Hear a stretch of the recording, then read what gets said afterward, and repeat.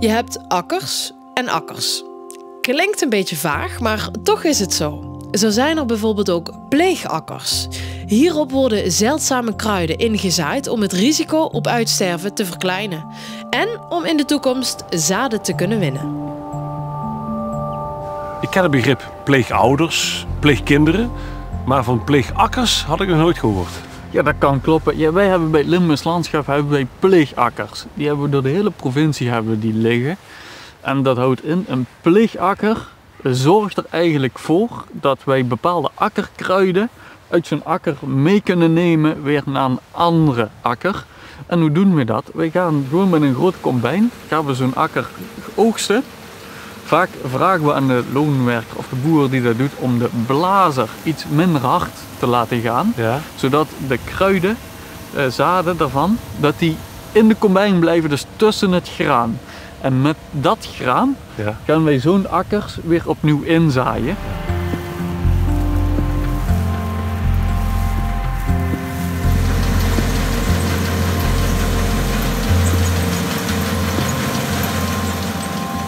Hier staan we bij een pleegakker. Ja.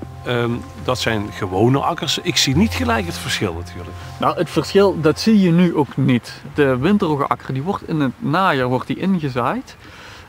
Want de winterroggeakker, dat is een pleegakker? Dat is een pleegakker, ja. In een zomerroggeakker krijg ik andere kruiden dan weer in een winterroggeakker. En dat heeft met het zaaimoment te maken. En hier staan heel veel korenbloemen in, akkerboterbloemen, klaprozen. Ja, nu even niet. Nu even niet. Maar die beginnen straks, als het ingezaaid weer is, begint dat zich wel weer te ontwikkelen. Als wij zo'n akker hebben, het zaad van een klaproos blijft in 50 jaar goed in de grond. Maar bijvoorbeeld het zaad van een korenbloem blijft maar 1 tot 5 jaar goed in de grond. En daarna verdwijnt die gewoon.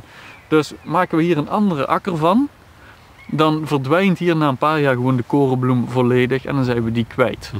En omdat wij gaan oogsten, willen wij juist ook die zaden meenemen. En pleegakker, die naam, is het omdat jullie die akkers meer verplegen? Nou, eigenlijk vertroetelen we ze iets meer. Ze krijgen wat mest, er wordt goed naar gekeken. Het zaaimoment is heel belangrijk. De bewerkingen zijn heel belangrijk. Het moet allemaal op het juiste moment zijn. Het mag niet te nat, niet te droog.